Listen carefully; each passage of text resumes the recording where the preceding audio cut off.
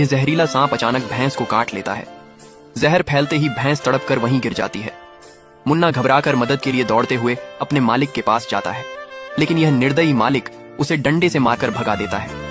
मां को मरते देख मुन्ना रोता बिलखता मदद के लिए जंगल की तरफ भागता है, लेकिन भागते भागते मुन्ना एक शिकारी के गहरे गड्ढे में गिर जाता है और जोर जोर से चिल्लाने लगता है। मुन्ना की आवाज सुनकर बंदर दौड़कर गड्ढे के पास आता है, लेकिन गड्ढा इतना गहरा होता है कि वह अकेले मुन्ना को बाहर नहीं निकाल पाता।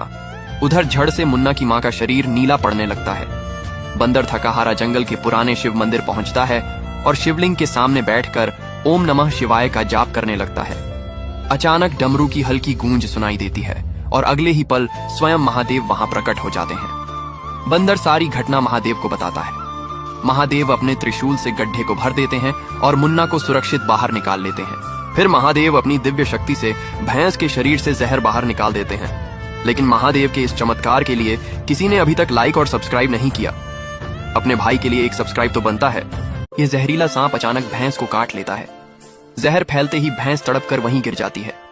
मुन्ना घबराकर मदद के लिए दौड़ते हुए अपने मालिक के पास जाता है, लेकिन यह निर्दयी मालिक उसे डंडे से मारकर भगा देता है।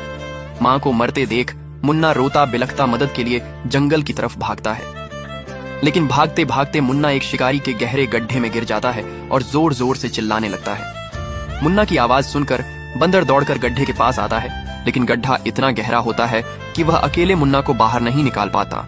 उधर झड़ से मुन्ना की मां का शरीर नीला पड़ने लगता है। बंदर थकाहारा जंगल के पुराने शिव मंदिर पहुंचता है और शिवलिंग के सामने बैठकर ओम नमः शिवाय का जाप करने लगता है।